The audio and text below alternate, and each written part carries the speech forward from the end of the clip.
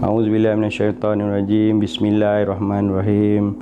Alhamdulillahirabbil alamin wassalatu wassalamu ala sayidina Muhammadin asrafil anbiya'i wal mursalin wa ala alihi wa sahbihi ajmain. Assalamualaikum warahmatullahi wabarakatuh. Hari ini Cik Errol ingin membicarakan tentang pasangan hidup. Bagaimana untuk kita mencari jodoh dalam kehidupan kita? Merujuk kepada sejarah hidup manusia ini, Allah telah menciptakan Nabi Adam AS untuk dijadikan khalifah di muka bumi ini. Dalam proses untuk jadikan khalifah, di surga lagi, Nabi Adam AS telah dikabarkan kesunyian. Jadi bila kesunyian, Allah menciptakan Hawa dari tulang rusuk kiri Nabi Adam salam untuk dijadikan Hawa itu sebagai teman.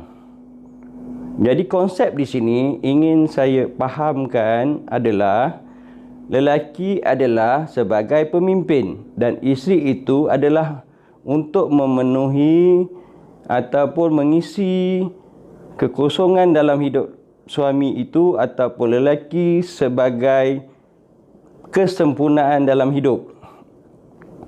Jadi bagaimana kita nak menjadikan benda tu sebagai panduan?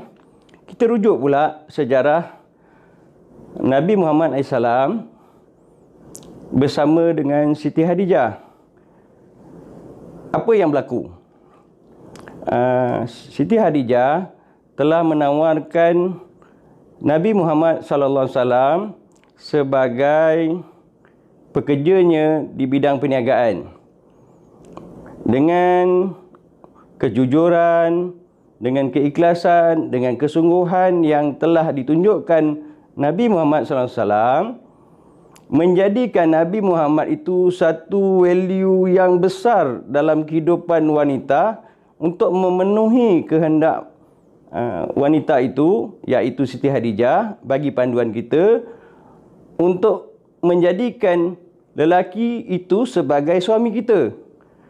Apa yang saya boleh katakan di sini, jadikan diri kita, khususnya pada lelaki sebenarnya, untuk dijadikan value di mana nilai kita tinggi, maka akan dihargai. Sebenarnya bukan lelaki cari wanita. Sebenarnya yang nak mencari jodoh ni adalah wanita yang kena mencari bakal suami kerana suami adalah pemimpin.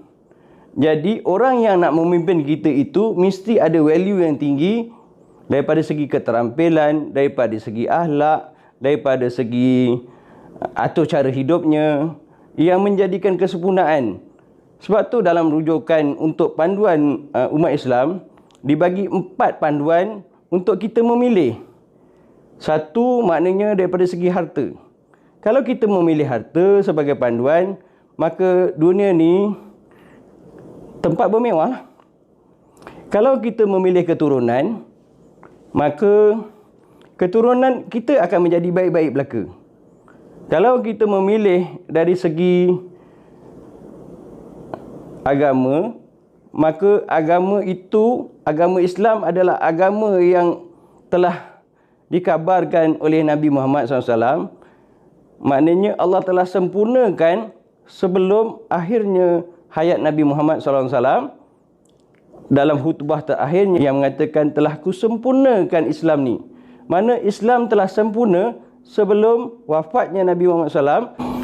Jadi itulah yang kita sepatutnya menjadikan panduan, di mana bakal isteri tadi perlu melihat calon suaminya itu menepati kriteria ataupun panduan yang boleh menjadi panduan hidupnya. Bukan lelaki yang datang mencari wanita kerana kalau bila lelaki itu yang datang mencari wanita, boleh saja pada pandangan saya lelaki itu berbohong menjadi orang yang baik, sedangkan isteri yang baik tadi boleh digunakan lelaki untuk mengaburi mata. Selepas berkahwin, maka akan berlaku ketidakpuasan hati ataupun unsur-unsur yang tidak baik yang boleh digunakan lelaki tadi supaya perempuan tu menjadi masalah. Kalau kita melihat keadaan ini, jadi perempuan harus bijaksana untuk mencari pasangannya, bukan lelaki yang cari pasangannya. Sebab tu pada saya, kita kena melihat dalam proses perjalanan hidupnya, daripada segi tidurnya, makannya, kejayanya, aktivitinya, urusan duniawinya, ukhrawinya, untuk memenuhi cita rasa supaya kehidupan kita terjamin dunia dan akhirat. Sebab kita sebagai orang Islam, saya dah tegaskan yang lepas, dunia ni adalah aset untuk kita menanam saham, membina saham untuk bawa ke akhirat. Jadi rugilah kita, sebab hidup sebagai suami isteri itu adalah perkongsian hidup. Maknanya kita hidup bersama-sama untuk terus menyimpan aset untuk bawa ke akhirat nanti. Oleh itu, saya berpesanlah kepada sekalian ibu bapa untuk merestui anak-anak, maka bijaksanalah untuk menguruskan urusan perkahwinan tadi supaya kita dapat kebahagiaan dunia akhirat. Sekian, wassalamualaikum warahmatullahi wabarakatuh.